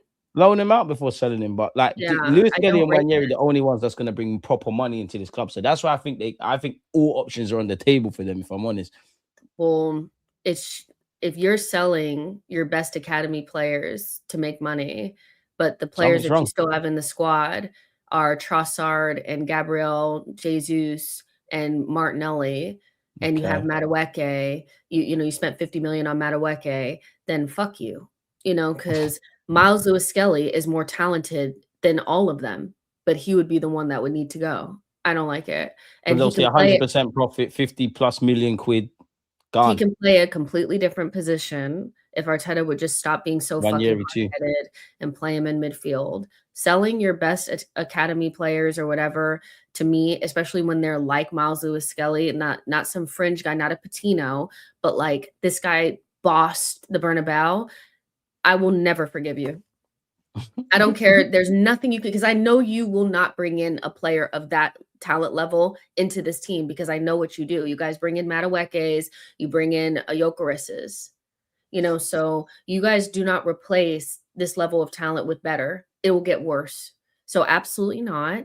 I'm so sorry. But them three, Ethan, Miles Lewis-Skelly, and Dowman, them three need to stay. And I would prefer to see a different coach with them because to not rate Miles Lewis-Skelly is so dark for your talent ID.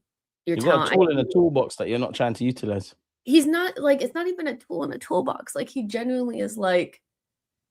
I can't understand with him and Norgard the sub appearances because I can understand the way the left back roles changed. All right, I hear that. Not that it's been fair, but when Lewis-Skelly's had opportunities, he's looked a bit rusty. I hear that, but especially when the games have been coming thick and fast and I extend whatever to Norgard, but it's the sub appearances that's what I don't get. And I know Arteta's probably got his reasons, but it's not making sense. It's not making sense to me. Of course, Arteta gets praised for that, but it's not the pass anymore. But this is not an Emile Smith-Rowe. Emile Smith-Rowe never got looked at by top teams. He did. Barcelona wanted him. I'm lying for Smith-Rowe. I love you, fella. Yeah, it's like this is not Emile Smith-Rowe. So, but again, Arteta. It's clear to me that he doesn't rate Miles because he doesn't play him at all, unless he just absolutely has to, and his confidence is. But selling him and I know you're not going to bring in a talent of that level, is a no-go for me. You know, it'd be different if I knew that they'd go out there and bring in a Kvaratskhelia. I know they'd use that money to go out there and get a Julian Alvarez. They're not going to do that. They're going to bring you Gordon.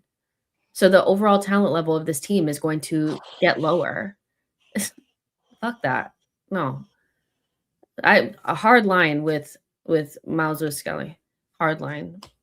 I don't want to sell him. He can't leave for me. Like, I'm gonna write if he leaves. The only thing that I just think every option's on the table. Them going, them being integrated, them going out on loan. When I look at it, there's got to be a conversation that who's really. I'm not to say they're the priorities, but who's really gonna fetch a decent kind of price tag? It would be the young players like Wanyeri and Miles Lewis-Skelly. They're gonna bring in more money than a Jesus, then a Trossard, then a Martinelli, then a Ben White, then the various tiers of players that are past their sell by date or players that are all those available. Players need to go. That's the thing. 100%. And don't forget Reece Nelson and Fabio Vieira. Yeah, to me, all those players need to go. You're going to sell Kivior. You're going to see but Kivio's gone, a bit like Hincapié, like them. Yeah, you're going to sell. Yeah, you're going to sell Ben White. You're going to sell Jesus. And I don't care that they're only going to give you like 20, 30 mil. Sell them all. But why, like, getting rid of a player like Nelson and Jesus, that's 300 grand off the wage bill as well.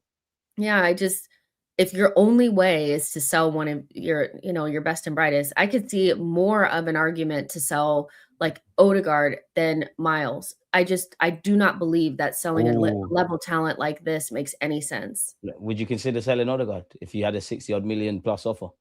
I would. Him and Kai, there's not really been anything around new deals yet.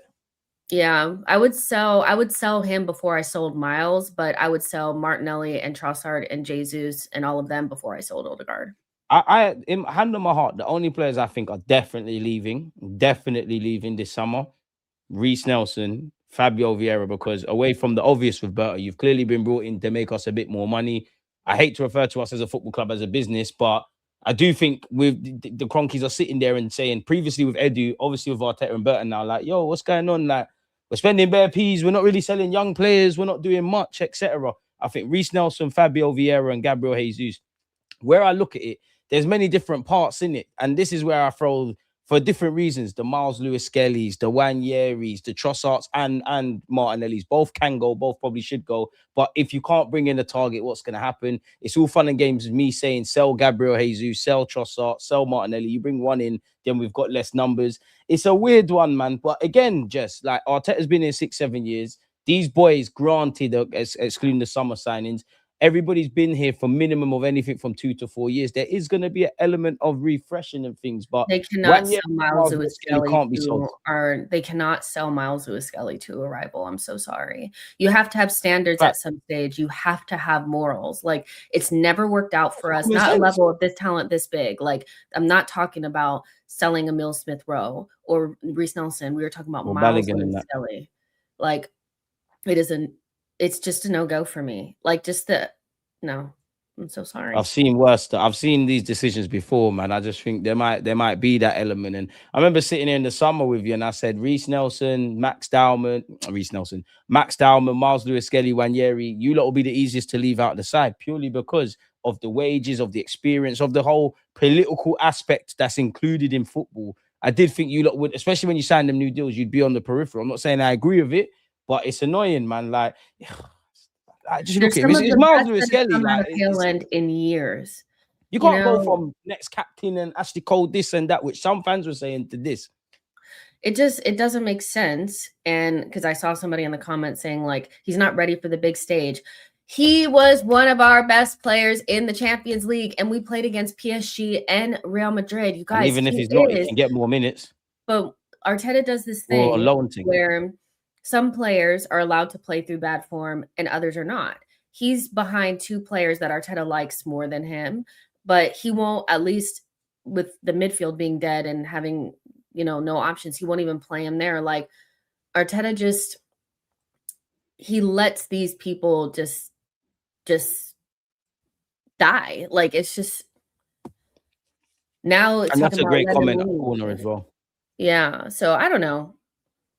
For me, it's a no-go. I don't think you should sell any of our Highlanders that we've had come through. Because they all could fit in positions that we always need players in. So, and they're really talented. And I'd rather get rid of the less talented players. The older ones I'd are rather get, really, exactly.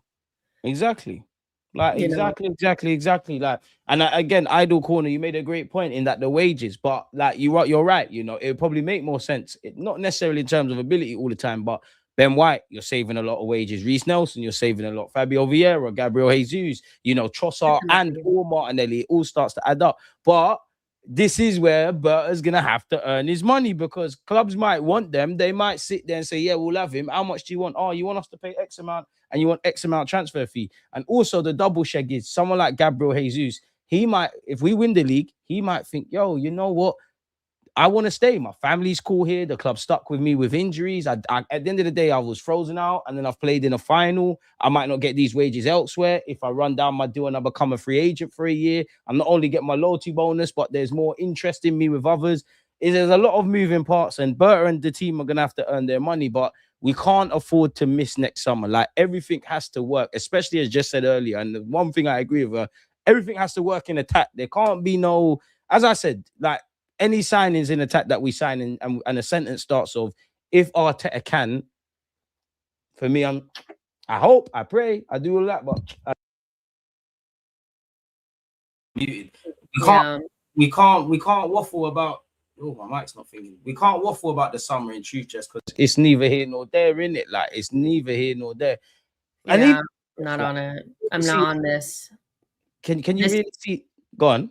This here will. I can tell it's riled you up still. Well, it would make. I will never. I can't.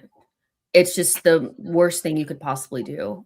We might get Goretzka though. Lewis Kelly's gone. But this is what I'm saying is, I know that they will bring in less talented players, because that's what they do. 31-year-old, bit old. Miles Lewis Kelly is technically sound, has the right mentality, because he's a bastard and he plays like he knows it. And he's good. He's good technically. He's athletic. He's all the things. But Arsenal want to bring in this stiff rank Bayern. That's harsh on Goretzka.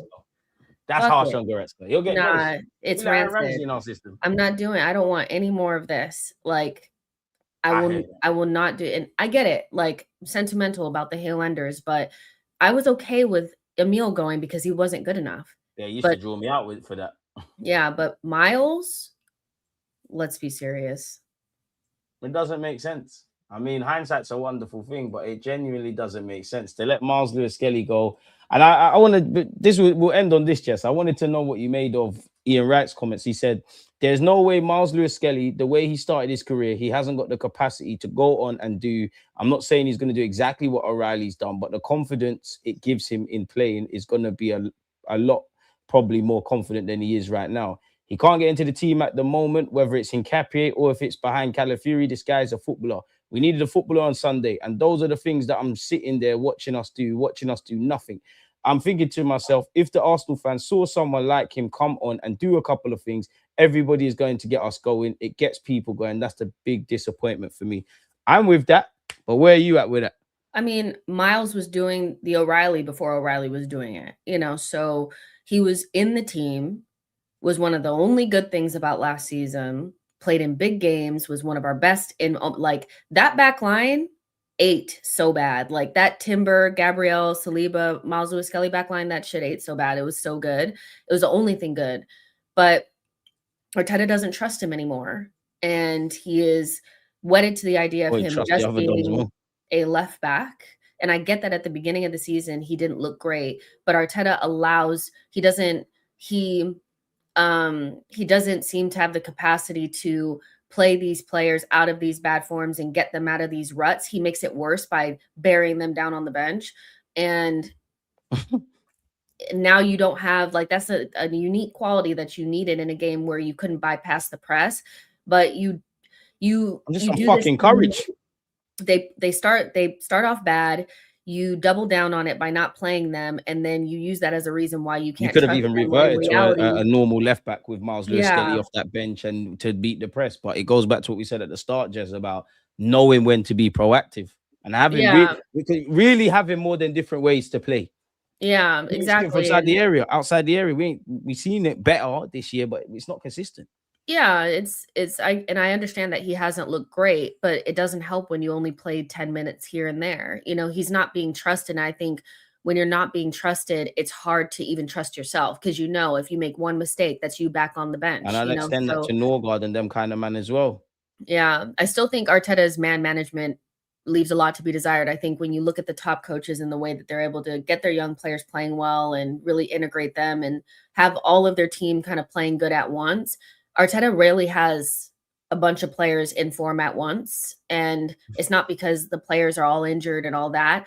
They could be there for weeks and nobody's in form except for our defenders. And I think that's because he ain't got it. Like, he doesn't have that particular part of it. And I think the biggest thing you can see is that Man United want a left back in it, because I know some people are going to see that and their head's going to get hot. They've been linked with Frankfurt's Nathaniel Brown, who we were linked with. I don't think they'll get Newcastle's Lewis Hall. They could, but I don't think that. And obviously Miles Lewis-Skelly. So that tells me that they'll sign a player that isn't being mentioned. But if Miles Lewis-Skelly leaves permanently, we riot, man. Like, you can't go from signing, everything Jess said about last season to getting a new contract to him saying, I want to be an Arsenal legend, to you bigging up his qualities and playing him in certain games. Granted, things change. And obviously the way we're playing as a left back has changed. But, you can play left back, you can play in midfield. For me, as I said, Jess, it's the cameos and not just him, Norgard. Because cool, I can understand, not agree with it, but I can understand, all right, you're not going to start them all the time. Bring man off the bench, bro. Like, utilize your squad. This is why I don't subscribe to there's no starters and there's no finishers and everybody's of the same level, because that's just not how the real work in life works. And football being the same. Who is in form? This is my thing with Arteta too. It's like, I can understand if Miles Lewis-Skelly was the only player in this team playing poorly, but for large patches of this season, I've been like, who the fuck is playing good outside of them defenders? Genuinely. Like, so I'm not trying to hear that. Some players play bad and play all the time. So Miles could have gotten a couple more minutes, and you need to know how to manage these players into form too. Like, ain't no way. Ain't no way. You're gonna have to make it happen. I don't know what to say, just other than, when we're back in action, we got to start winning again against Southampton. You got any content to come out? You got any content from Brazil? You got any Arsenal content? You got any interviews? Anything to get us away from Arsenal, Jess, man? Yeah, I mean, listen, I'm going to Atlanta next week for Toma Atlanta with Nike. So it's basically like a street football tournament. And I went to the one in Miami, and so now I'm going to our the football. Atlanta. You lot's football. What do you think? I hope it's I don't the rules. I don't even know the rules of American football, so I wouldn't be doing anything American football related. I don't know. I'm asking. We're taking an interest in what Jess does. I don't know. Like, I didn't know there was street football culture in America like that. Yeah, I mean, it's gonna be a fun. So I'll have a vlog out and stuff for that later on. Are you playing? Huh? Are you playing? Of course not. I have a boot on my fucking leg. Like, You're still injured. Yeah, an Achilles rupture takes a year. You got injured. Yeah, but I'm back now. And you laughed at me. And I told you. I did laugh at you. It's the least you deserve. You got a boot like Mikel Merino. Mikel Merino was a good footballer. So there you go. I have to give you plaudits. If you traveled did you travel to Brazil with this boot? Yeah, boot's not going to stop you from doing anything. I respect it. You done all of this. Oh, wow. Now, everyone, round of applause for Jess. Make sure you're subscribing to Jess's platform. When is there going to, because I don't know if I actually asked you, when is there going to be some content out? I mean, they said they missed you. I know. I'll be in Atlanta next week, so expect something around like the 3rd of April. Turn on the notification bells then, folks. Yeah.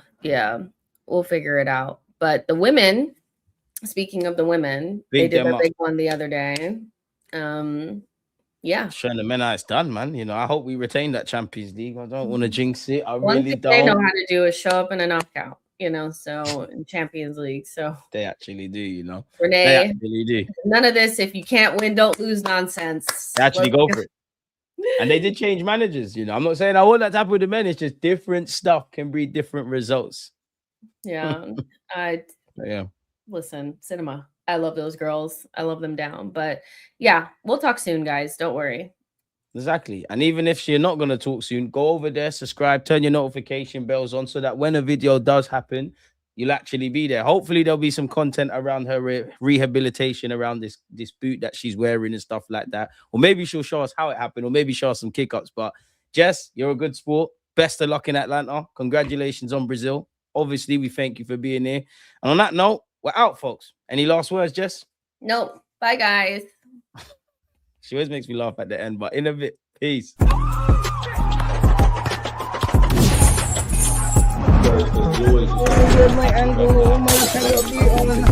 my God.